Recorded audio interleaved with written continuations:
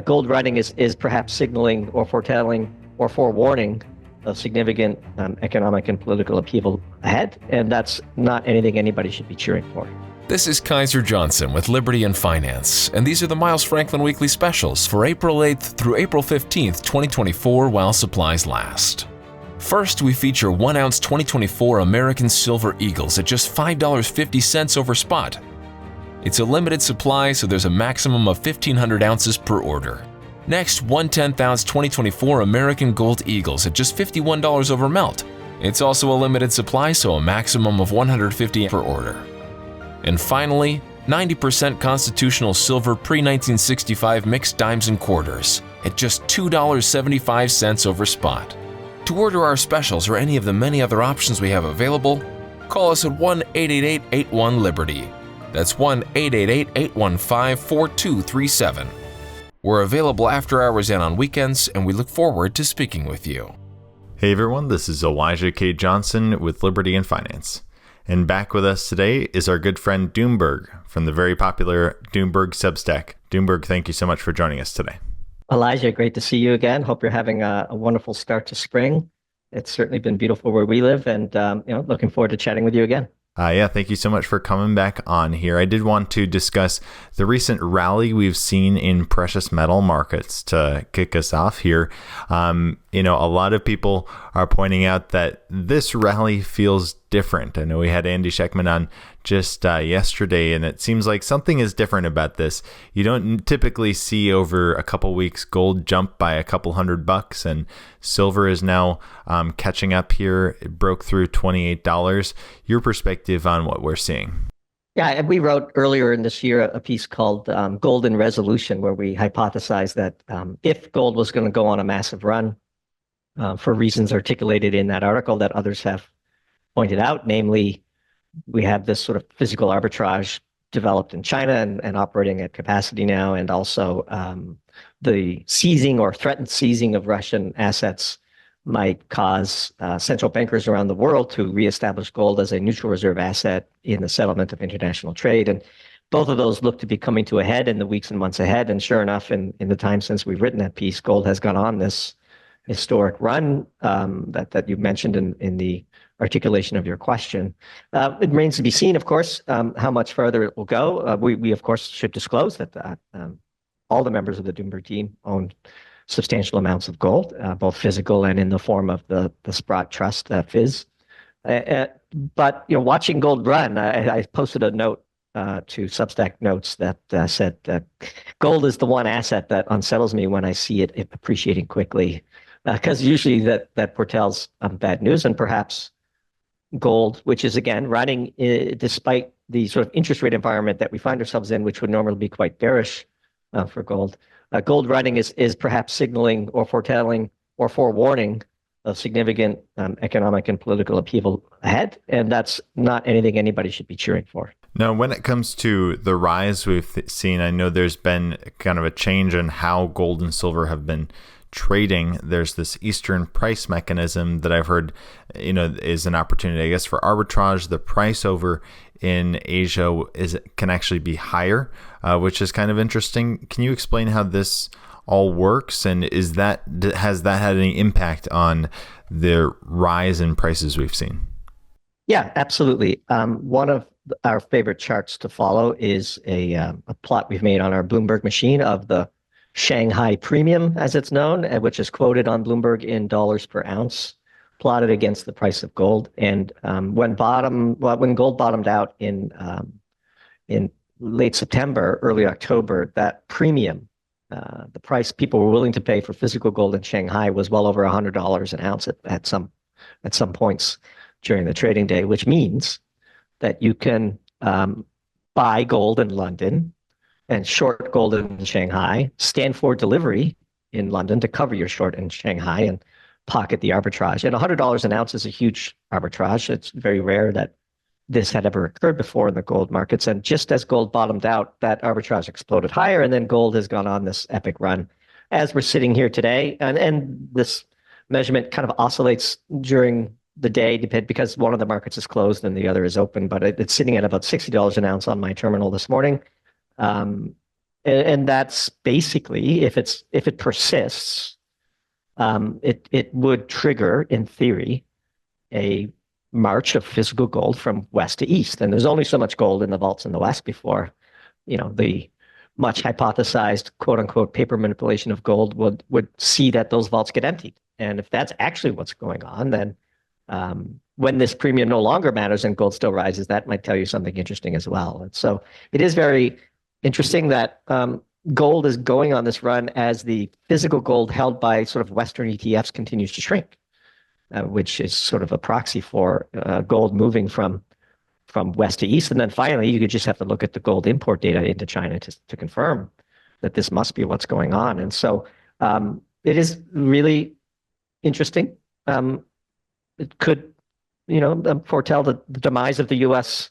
dollar and its role both as the reserve currency and the treasuries as neutral reserve assets. But it's still early days. I think if we wake up and the next time I'm on your show, gold is at 3,000, well, we'd have something even more interesting to talk about. But again, there's not something I'm cheering. I'm certainly glad that I own as much gold as I do as a hedge against, fiscal imbalances and runaway inflation potentially here in the U.S. I see the CPI number came in a little hot this morning once again.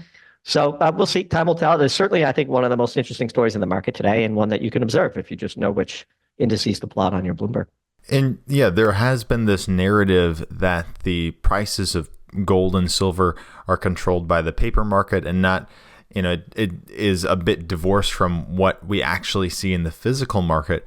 But if now Asia is having more influence on price setting, and that's more of a physical market, then it seems like this price manipulation, if that has actually been going on, could be coming to an end soon. Well, another piece of data that would support that hypothesis, and again, I've never quite believed it fully that was occurring, although I think market participants believing it is all you would need for it to be a bit of a self-fulfilling prophecy in this regard. But I believe it was Luke Gromen on his podcast with Grant Williams who said that like the highest alpha chart on Wall Street is the 200-day moving average of the price of gold and Chinese yuan. It's just a straight line up. And so this again is just another chart that you can look at. And not many things on Wall Street trade in one direction for so long, and these are just things you observe as you try to understand. One of the things we do around here is we try to interpret market data for deeper meaning, and sometimes you can get yourself in trouble and you see signal or you see noise when you think you're seeing signal. And but in this case, I think the preponderance of the evidence is that something is indeed very different going on in the gold markets. And if the price of gold was being manipulated downward for as long as many in the gold community think it has been, that changing was the motivation for us to write that piece in the first place. Is because that's a big deal, and that would be a historic event, perhaps even on par with Nixon's decision to remove the U.S. from the gold standard in the 70s. But we'll see. It'll take some time to play out, but it does seem to be, again, the most interesting chart on the board. Now, you mentioned how you're not cheering this rally on, because when we see gold prices rise, that typically means something bad is happening in the world with respect to the economy or geopolitics. What do you think are the main factors, things changing that are driving the price of gold higher? Well, there's a few things. And again, to return to Luke Gromen, whose pieces I read every week when they come out. For those that are unfamiliar with his work, you can find it at forceforthetrees.com, or just Google Force for the Trees, Luke Gromen, and it'll be the first thing that comes up. But, Luke and others are pointing out that the U.S. has an enormous amount of debt, of course, and it has been refinancing that debt with ever shorter duration bonds and bills. And so short-term debt to refinance runaway deficits is the stuff of banana republics. It's not something that you would expect to happen in the country in possession of the reserve currency. And we have an enormous amount of debt. We're adding $1 trillion in debt every 90 days, and we are basically refinancing it with short-term paper. And one of the reasons why people believe that this is occurring is because we couldn't get it refinanced at reasonable rates if we issued 10-year notes to refinance this thing. And then on top of that, we have massive geopolitical risk, which we believe is driving the price of oil higher. The two main sources of geopolitical risk are the fact that we might be inching our way closer to a hot war with Iran in the Middle East. And it also seems like NATO is about to suffer a serious defeat on the battlefield in Ukraine. And how NATO responds to that as that realization dawns on leaders in the West is I think, puts us in a very, very dangerous time. And so, the aggregate of these events, I think, is causing people to put a few hedges on. And gold is a very good hedge in the minds of many traders. It's a very good hedge against both geopolitical and financial risk. Now, when it comes to geopolitics right now, you've mentioned in other interviews as well that you've done that it seems like for whatever reason, we're kind of heading towards World War III in some respect. Do you want to expand on that? And what does it mean for the financial system as well? Yeah, I said we're sleepwalking towards World War III. I'm very puzzled by it. We have this fascination with Russia in the West as the grand boogeyman of all boogeymen. Russia is a global superpower. It is a nuclear superpower. It is it's a permanent member of the United Nations Security Council. It has, won two very significant wars in the past century, World War I and World War II. And those events have understandably shaped their culture. But we have this weird fascination with minimizing Russia's capabilities and assuming that we're all powerful. This is proving to be not true. Russia is not a gas station, a country with a gas station on it. Russia has a pretty compelling military-industrial complex that is in overdrive, producing far more weapons than the NATO countries are. Putin has been very clear with his intentions. Now, whether or not we're willing or capable of listening to that, or whether we should believe him, of course, is an open question. And I should say, what's going on in Ukraine is deeply tragic, criminal. The carpet bombing of civilian infrastructure as the Red Army moves from east to west might be old tapes, but it doesn't make the current version of those tapes, any more palatable. It's just, it is what it is, and here we are, and we're going to lose that. Like, we're losing that war. I think it's pretty universally understood. And the big fear is that all of a sudden you see NATO troops, as Macron has been insinuating, suddenly showing up in Ukraine. There's lots of talk that NATO has been in Ukraine for quite a while now. There was a death of a Polish general recently who many believe was killed by Russian missiles in Ukraine. And his death was announced, but where he died has sort of been papered over in the Western media. We're playing with fire, and there's all kinds of fuel very close to that fire. And I think it'd be prudent to take a beat and maybe have a national conversation about what it is we're trying to achieve, what the odds of success are, what sacrifices we're willing to make, both in treasury and human lives, in order to achieve those objectives, and whether the country supports going forward in the way that we seem to be stumbling into, to put it nicely. I mean, at the same time that we are succumbing to Russian military power in Ukraine, our ostensive allies, Israel, are bombing Iranian consulates in Syria and provoking perhaps a counter response by Iran. And then, of course, we have the ongoing tensions with China and Taiwan. And we have, of course, outsourced much of our military production capacity to China, and we just assume they'll continue to make bombs and send them to us so we could drop them on them. None of this makes any sense to me. I must clearly be missing something really important. But before we sleepwalk into World War III, it might be prudent to have a conversation or two about it. I did want to ask you, what kind of impact this is going to have on the economy if we continue to march and sleepwalk, as you say, towards World War III. It seems like, at least when we do have conflicts, the price of oil typically rises, and we have been seeing that over the last few weeks here. So do you see that impacting inflation at all? And I know, obviously, when we go into an election, the administration and the powers that be typically want to reduce oil prices. So it seems like there might be competing forces there on the price of energy and inflation. But how do you see that playing out in the coming months?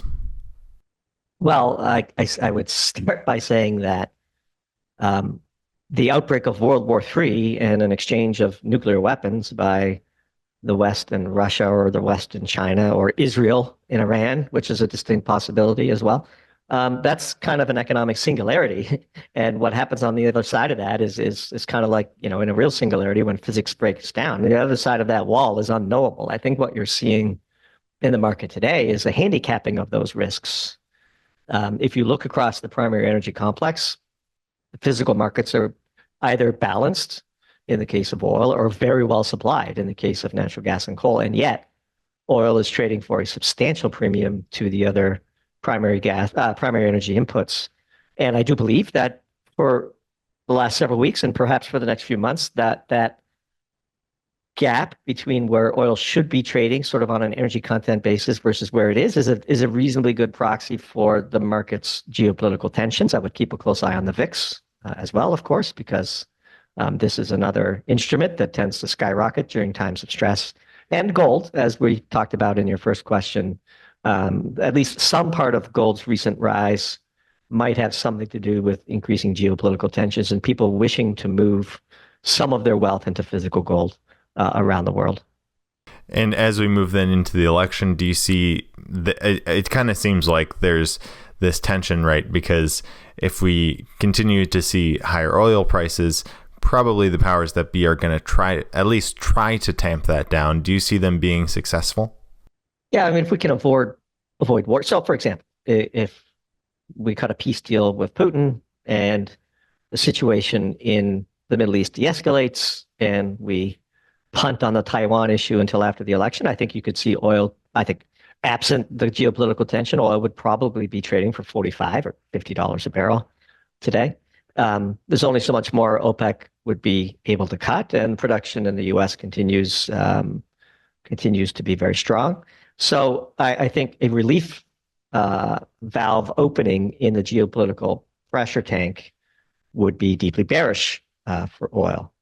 And so when I see oil price rising, even though we study the oil markets and most of our readers are probably long some form of energy in some way, it's similar to us observing the price of gold go up. This does not foretell good news. And you'll notice, of course, that the Ukrainians, who are understandably desperate and understandably perhaps rather annoyed with the Western leaders for their inability to continue to send them the weapons they feel they need to fight a fair fight on the battlefield, are suddenly bombing Russian oil infrastructure with drones, which is, in our view, a pretty dangerous escalation, one that we've been warning about since the destruction of the Nord Stream pipelines. It's not like the Russians don't know how to punch back and have articulated a strong warning that they will if such events continue to transpire.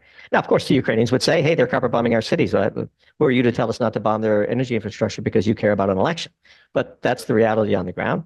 And sometimes you can't control your proxies. And if Ukraine is NATO's proxy in the war with Russia, Ukraine's going to do, in the end, what Ukraine wants to do, which is just one of the many reasons why you should have deep hesitation to get into wars in the first place.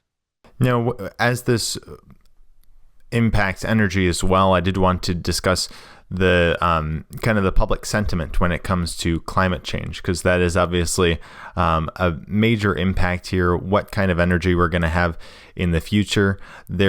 It seems like when, for example, Biden was elected, there was this whole idea that we were going to be moving towards green energy. But the public, a lot of the public is not buying this climate change narrative. And I know on our channel, we've talked a bit about this. And because some of our guests have not been too keen on 100% of what the climate change narrative is, apparently now we're on a list of hate speech channels, right? Because now if you speak against climate change, now you're doing hate speech. So can you expand on that, how the public narrative or the public confidence in this whole narrative that the climate is changing because of human caused emissions is really breaking down? Yeah, we need to tread carefully here. We don't want to be accused of a hate crime. And of course, you're referring to this piece that we put out called Climate Newspeak, where we mentioned that this outfit called, I believe, the Center for Countering Digital Hate had put out a report saying that new denialism is criticizing whether wind and solar are good solutions for our energy needs. And they named several dozen YouTube channels as purveyors of new denialism, and Liberty and Finance was on the list. And I suppose I should say congratulations, because that at least means that you're on somebody's radar. And then we just put out a piece recently, which was quite popular with our readers, called Carbon Colonialists, where we pondered on the meaning of this BBC reporter getting dressed down by the president of Guyana and why it went so viral. We called it a depantsing, I believe, in the social preview for that piece. And that was really an interesting moment, because it went viral for a reason, because people are fed up with this narrative. And the arrogance of this BBC reporter lecturing the president of Guyana on the carbon impact of the country's newly found and highly enriching oil discoveries was just really, it was Schadenfreude. It was just really an epic moment, and people took surprising joy in watching this president defend himself in the way that he did. And we do think that this is a signal that times are changing. You know, as we said in the piece, the G7 now accounts for only 11% of global coal burning. All the other countries in the world account for 89% of global coal burning. And if the G7 stopped burning coal altogether, those other countries would just happily pick up the slack for cheaper prices, because even though energy consumption in the G7 has flatlined for the last couple of decades, we still consume 3.4 times as much energy per capita as the other 7 billion people in the world do. And who are we to deny them their rightful ascent up Maslow's hierarchy of needs? And so the arrogance of the carbon counters was on full display.